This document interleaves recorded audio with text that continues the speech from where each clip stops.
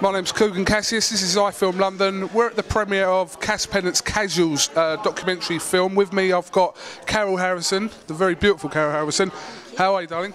I'm very well, thank you. I'm really enjoying tonight, so it's fantastic. It's a great documentary, you know. And it's very important because it's a period that has been forgotten as far as fashion goes and music, and I'm into both of those things and always have been, so that's part of my life too. Growing up yourself, did any of this that's in this documentary, did it have a bearing on your life or any impact on your life?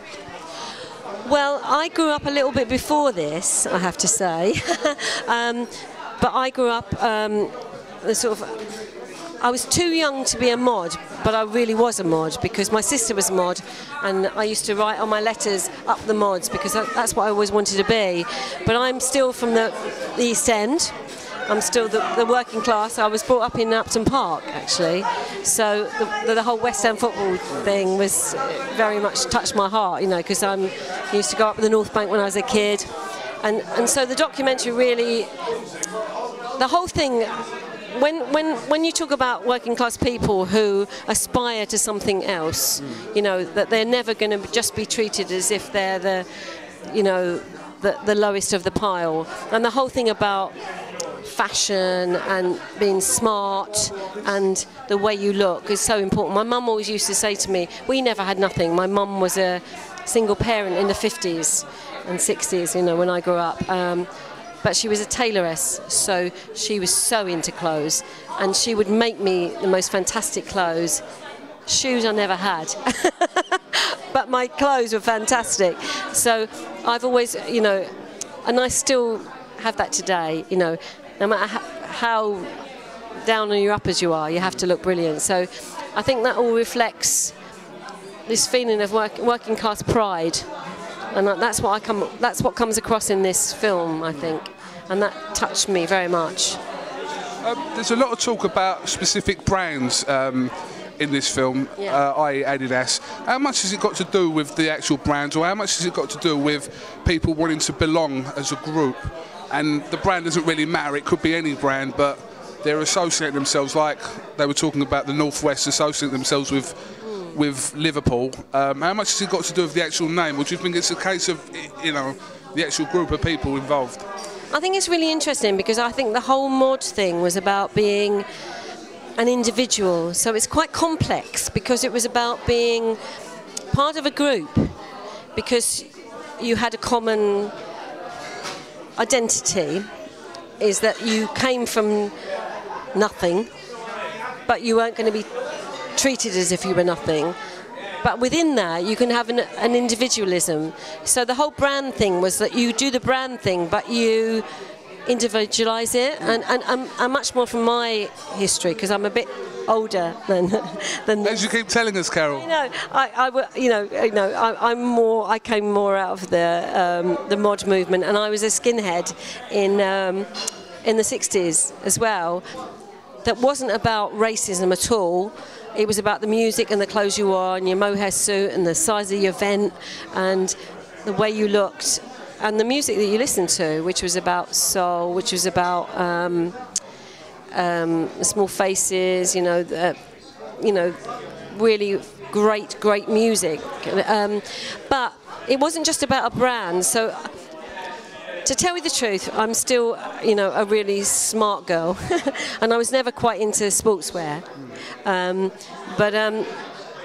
But I still love that very smart look. You know, I love the fitted tailors thing, and I love the fact that everything is in the detail, because that's what makes you individual.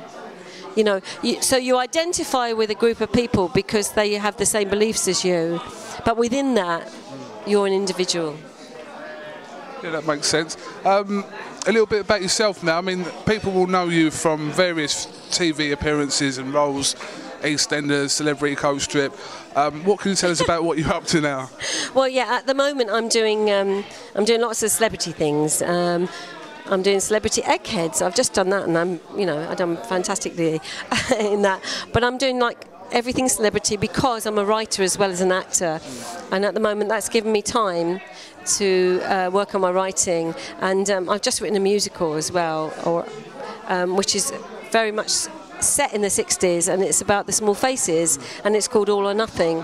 So I'm producing that as well. So I've kind of gone into a different area, but I still have to be out there with my profile, and this gives me time to do those sort of things, But also, my writing, my producing. I'm also working at the Brighton Film School. I lecture there. I have an MA in screenwriting and stuff. But I guess acting is still my first love. It's like that when you fall in love for the first time. And you can never forget that. So I'm still there, really. So I'll probably come back to it, and I'll probably be back on your screens one day in a soap or a drama. Could the EastEnders door still be open? EastEnders door is still open because I wasn't actually killed off. I was going to say, they didn't kill you off, did they? They didn't kill me off. I just walked off into the sunset, and told them all what I thought of them. And you played one very troublesome woman, didn't you? You caused a lot of ag, didn't you? Oh, I called havoc, and I could always walk back in there and cause more havoc, if that's what they want, because I'm very good at that. It's not you that's stalking Phil, is it? He's being stalked at the moment, Phil Mitchell is. No, I wouldn't stalk Phil. No, he'd be stalking me, actually, babe. I think you're right. Yeah. It's two brothers then. Yeah, it's really funny because Phil and I had a scene where we started to get off together, and I always let him down. Every time we made a date together, I'd never turn up, and he got really pissed off. And there was this really, really funny scene where he made this date with me, and then again I never turned up, and he threw this curry against the wall. So actually, it wouldn't be me stalking him, You never know. You never know. You never know. Years have passed. You never know what comes back. No, you don't. Well, Carol Harrison, thank you very much for talking to iFILM London. It's an absolute pleasure to speak to you. Miss, can I call you Miss? You can call me Ms. Miss. It's an absolute pleasure to talk to you, and I urge everybody to see this documentary because it's a fantastic insight into that era. It's brilliant, and it is, has great elements of, it's funny and it's reflective and it's moving at times, and it notes a part of our history that we must never forget it, and we must be really proud of things that we do, that our British heritage, and this is what it is. This is about our fashion, our music, and a period in time that mustn't be forgotten. You're right. You're absolutely right. Well, Carol, like I said, thank you very much for talking to us, and like I said, we'll hope to catch up with you soon, and good luck with your musical, and let's hope for an EastEnders return. Well, maybe. You never know. You never know. This is Kugan Cassius with Carol Harrison here at the Roxy here in London for iFILM London. Thank you very much. I'm Carol Harrison. You're watching iFILM London.